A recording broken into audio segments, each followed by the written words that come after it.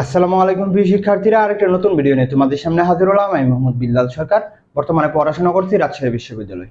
তো তোমরা কিন্তু অনেক জনে জানতে চাচ্ছ যে ভাই আপনি তো গুচ্ছ রাজশাহী নিয়ে সকল বিশ্ববিদ্যালয় নিয়ে কথা বলতেছেন, আপনি যদি একটু সাত কলেজের সাবজেক্ট চয়েসটা কিভাবে দেবো সেটা যদি একটু বলেন তাহলে কিন্তু আমাদের জন্য ভালো হবে। কারণ আজকে থেকে কিন্তু আমাদের সাত কলেজের সাবজেক্ট চয়েসটা শুরু হতে যাচ্ছে। তো তোমাদের কিন্তু আমরা প্রতিনিয়ত এখন সকল বিশ্ববিদ্যালয় আপডেট প্লাস গাইডলাইন মূলক কৌশলগুলো তোমাদের দেখানোর চেষ্টা করতেছি।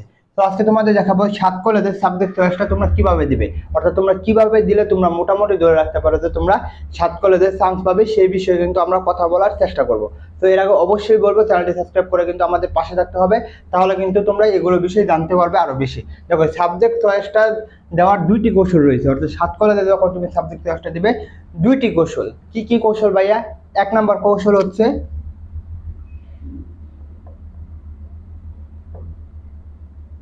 College subject. দেখো আমি কি লিখেছি, কলেজ এবং সাবজেক্ট, অর্থাৎ তুমি দুইটা বিষয় প্রায়োরিটি দিতে পারো। একটা হচ্ছে কলেজকে তুমি প্রায়োরিটি দিতে পারো বা সাবজেক্টে প্রায়োরিটি দিতে পারো। ভাই কিভাবে কি বললেন কিছুই তো বুঝতে পারলাম না, তাহলে কিভাবে কি? মনে করো তুমি বললে যে আমি ঢাকা কলেজ, বাংলা কলেজ, মনে করো ঢাকা, মুছে দেখি ঢাকা কলেজ, বাংলা কলেজ, মনে করো দুইটা কলেজ দিলাম।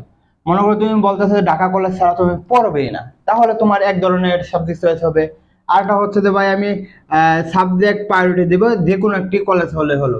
তো তোমার ওই দিকে কিন্তু আরেক ধরনের সাবজেক্ট চয়েস হবে। আরেকটা তোমাদের জন্য সুখবর হচ্ছে যে আমাদের কিন্তু 5 জুন থেকে আমাদের সেকেন্ড টাইম এক্সাম বেস চালু হতে যাচ্ছে।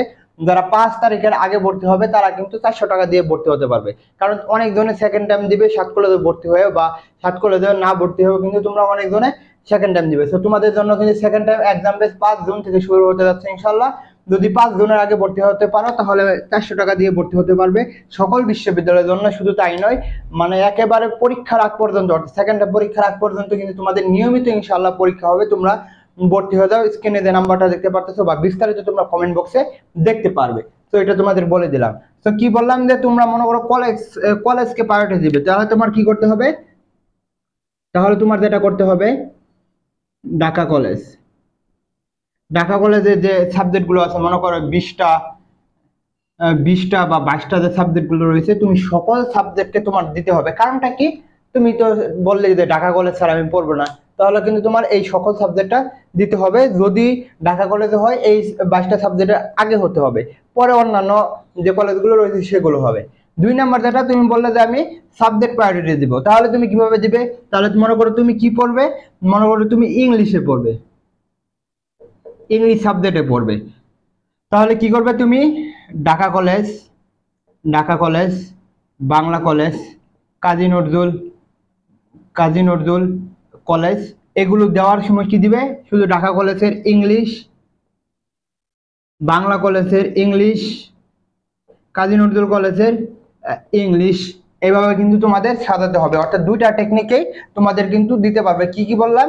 একটা হচ্ছে তুমি ঢাকা কলেজে যদি বলো, সরি বিশ্ববিদ্যালয়ে সে বড়, অনেকজন মনে করে ঢাকা বিশ্ববিদ্যালয়ের অধীনে আমরাই ঢাকা বিশ্ববিদ্যালয়ের ছাত্র। আসলে কিন্তু এরকম না, তোমরা আসলে তাদের অধিভুক্ত।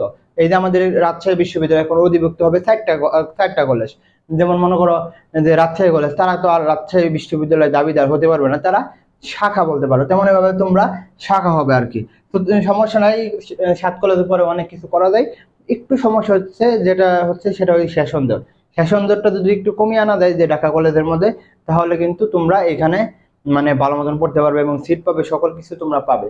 তো যেটা বলতেছিলাম, যদি তুমি ইংলিশকে প্রায়োরিটি দাও, অর্থাৎ ইংলিশ সাবজেক্টে পড়বে, তাহলে তুমি যে কলেজগুলো দিবে সেই কলেজের মধ্যে সবার প্রথম ব্যক্তির মধ্যে কি দিবে? ইংলিশ গুলো দিবে। আর যদি তুমি কলেজকে প্রায়োরিটি দাও, তাহলে তুমি কলেজের সকল সাবজেক্টকে প্রায়োরিটি দিবে, ইনশাআল্লাহ তোমাদের কিন্তু চান্স হয়ে যাবে।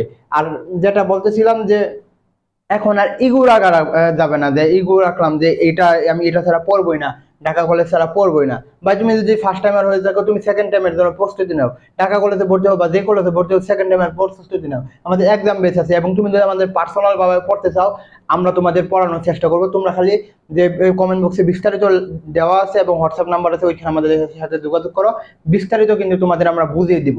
তো বুঝতে পারছি তোমাদের কি কি সমস্যা হচ্ছে, আমরা দেখানোর চেষ্টা করছি এবং পরে আমরা দেখাবো যে 7 কলেজের সাবজেক্ট চয়েসের মানে কোন বিভাগে কত সিরিয়াল পর্যন্ত যেতে পারে। এই বিষয়ে জানার জন্য অবশ্যই চ্যানেলটা সাবস্ক্রাইব করে আমাদের পাশে থাকবে। তোমাদের জন্য শুভকামনা। আসসালামু আলাইকুম।